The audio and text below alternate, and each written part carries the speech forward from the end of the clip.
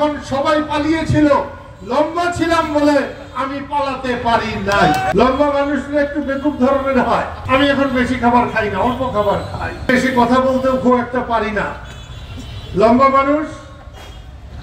মানুষরা একটু বেকুব ধরনের হয়, একটু বোকাশোকা হয়। সেই জন্য মুক্তিযুদ্ধে যখন সবাই পালিয়েছিল, লম্বা ছিলাম বলে আমি পালাতে পারি নাই। যুদ্ধ করেছিলাম, দেশ স্বাধীন হয়েছে। আজকে আমার গর্ববোধ হয় আমি সাগরদিঘি হয়ে এসেছি। আষাঢ়ে চালায় আমি বাদশাহের বাড়িতে উঠেছিলাম, বটতলা আষাঢ়িয়া চালা, ওদের বাড়িতে খেয়েছি। বহুদিন পরে আমার খাবার খুব ভালো লেগেছে। আমি এখন বেশি খাবার খাই না, অল্প খাবার খাই। আমি আজকে যে ডাল খেয়েছি, মনে হয় গত 20 বছর আমি এরকম সুস্বাদু ডাল আমি খাই নাই। যখন আমি বলছি তখন এক ভদ্রলোক বলতেছে, আমি টুঙ্গিপাড়ায় গেছিলাম আপনার ডাল রান্নার জন্য, মিলন সরকারের সাথে গেছিলাম, সবুর খানের সাথে গেছিলাম। বাবা, বঙ্গবন্ধুর মাজারে যে ডাল রান্না করছে সেই আজকে বাদশাহের বাড়িতে ডাল রান্না। চমৎকার। আমি জানি না বেশিটা।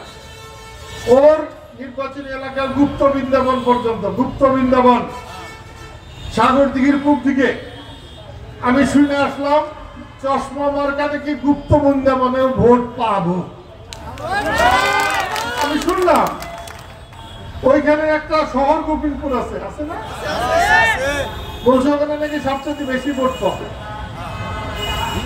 তাইলে পশ্চিমে তো আমাদের আতিক ভালো ভোট পাওয়ার কথা। আমি গত পরশুদিন জোগাড়সর গেছিলাম আজাদের আনারস মার্কার কথা বলতে। আপনারা জানেন এবার কিন্তু আমি ভোটে দাঁড়াইছিলাম, ভোট চুরি করে নিছে, আমি হাইরা গেছি। আমার সুবিধা হয়েছে, আমি যদি হাইরা না যেতাম আতিকের এই নির্বাচনী সবাই আমি আসতে পারতাম না, পারতাম? এটা আল্লাহর তরফ থেকে। নগদে 500 টাকা বা তার বেশি পেমেন্টে পেতে পারেন ঢাকায় জমিসহ 20 কোটি টাকার পুরস্কার।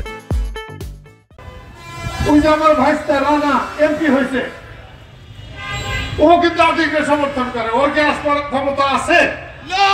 নাই, আইনের বাধা। আল্লাহর তরফ থেকে আমার আর কোনো বাধা দেয় নাই।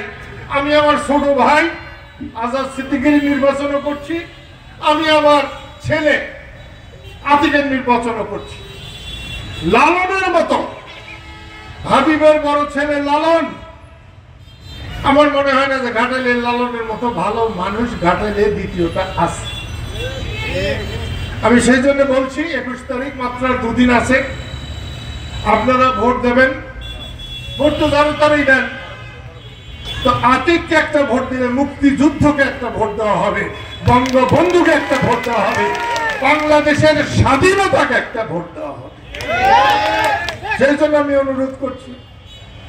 আমাদের এখানে নেতা ছিলেন, কি নাম তার? আমাদের নেতার নাম শামসুর রহমান খান শাহজাহান। আজকে কেউ মনেও করে না। শামসুর রহমান খান শাহজাহান না হলে টাঙ্গাইলে আওয়ামী লীগ হতো না, আর টাঙ্গাইলে আওয়ামী লীগ না হলে আমি কাদের সিদ্দিকী মুক্তিযোদ্ধা হইতাম না, আর মুক্তিযোদ্ধা না হলে বাংলাদেশ হইতো না, আর বাংলাদেশ না হলে ঘাটাইলে এতগুলা দালান হইতো না। এখন টাকার বাক্সের মধ্যে পয়সা থাকেন। কিছু টাকা ছিল রশিদের বাবা, ওর নাম জানি কি, হাতেম মিয়া। ট্রাক ছিল, মোটরসাইকেল ছিল, বহু মানুষ ছিল, সাইকেলও ছিল।